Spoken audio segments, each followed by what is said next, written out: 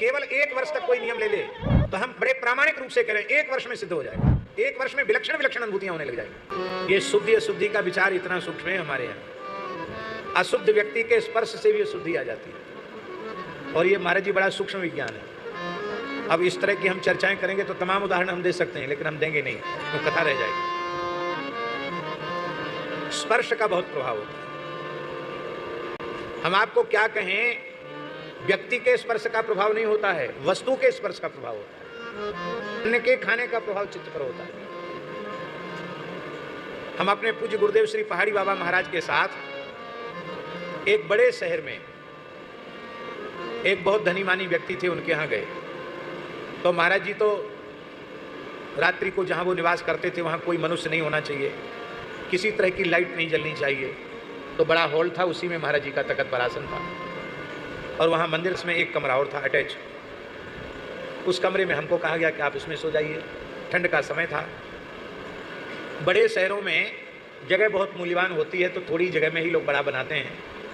तो आजकल कमरे बहुत बड़े नहीं होते ना, वो कमरे में बेड बना तो डबल बेड के बाद फिर नीचे जगह ज़्यादा बचती नहीं है, बहुत ज़्यादा जगह नहीं रह जाती। अब जो 10 बाई 12 का कमरा है और बड़ा एक बेड पड़ गया तो कहाँ जगह बचेगी अटैच कमरे में। तो रात्रि को हम सोए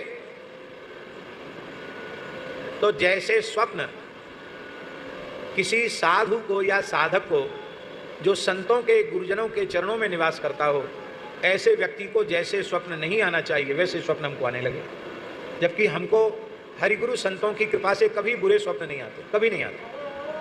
अब तो भगवान की इतनी दया कि उनको सपने याद ही नहीं रहते हैं, पहले याद रहते थे। तो बहुत ऊटपटांग गंदे स्वप्न दिखने लगे। तो हम हड़बड़ा कर उठे। हमने सोचा ये बिस्तर पर हम सोए हैं, लगता है उसी का प्रभाव है। तो तत्काल बाथरूम में जाकर हमने पूरा स्नान किया सिर से। और ये आता नहीं था कि किधर खोलने से गर्म होता, किधर खोलने से ठंडा होता। तो वो शावर खोल दिया, उसी से ठंडा पानी निकला, उसी से नहा लिया। अब और कोई कपड़ा वपड़ा तो थे नहीं, उन्हीं एक चादर था और एक और चादर, 2 चादर थे। तो एक चादर को नीचे बिछा लिया, एक चादर ऊपर से ओढ़कर ठंड के समय में, ऐसे खूब जोर की ठंड थी, ऐसे सिकुड़ के सो गए। ठंड तो लगेगी कि नहीं लगेगी? एक तो सिर से नहा लो ठंडे पानी से और फिर नीचे न गद्दा न कंबल कुछ नहीं, सामान्य एक चादर बिछा के एक चादर ओढ़ के सो गए, अपना जो हमारे पास था। तो जैसे ही सोए तत्काल भगवान की लीलाओं के स्वप्न देखने लग गए। माने जैसे प्रकाश और अंधकार में जितना अंतर है, उस समय बुरे बुरे स्वप्न दिख रहे थे। और जैसे ही भूमि पर लेटे कि भगवान की सुंदर लीलाओं के, वृंदावन की लीलाओं का अनुभव होने लग गया। तो हमने दोनों बातें पूज्य गुरुदेव पहाड़ी बाबा के चरणों में निवेदित की। तब महाराज जी ने कहा, बच्चा, इसलिए पुराने साधुओं की कहावत है, आसन फरक्कट टुकड़ा सरक्कत। आसन साधु को पवित्र रखना चाहिए, किसी के आसन पर न बैठना, न किसी के आसन पर। नया गद्दा बनवाया है, नया चादर आप बनाया है तो बिछाओ, चादर बिछाओ। पर हम अपना वस्त्र ही व्यवहार करते हैं, अपनी तकिया, अपना गद्दा, सारा सामान अपना व्यवहार करते हैं,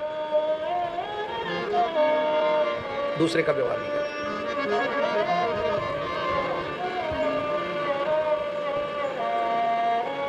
विषयी पुरुषों के द्वारा स्पर्श की हुई वस्तु से भी चित्त दूषित हो सकता है, तो अशुद्ध व्यक्तियों के संपर्क में बैठने से चित्त दूषित क्यों नहीं होगा? केवल 1 वर्ष तक कोई नियम ले ले कि मैं पूर्ण मौन हो जाऊंगा, किसी की ओर देखूंगा नहीं, केवल नाम जप करूंगा और किसी का भी स्पर्श नहीं करूंगा, तो हम बड़े प्रामाणिक रूप से कह रहे हैं 1 वर्ष में सिद्ध हो जाएगा। 1 वर्ष में विलक्षण विलक्षण अनुभूतियां होने लग जाएंगी। और हम लोग तो जानबूझ करके भीड़ भाड़ में घुसते हैं।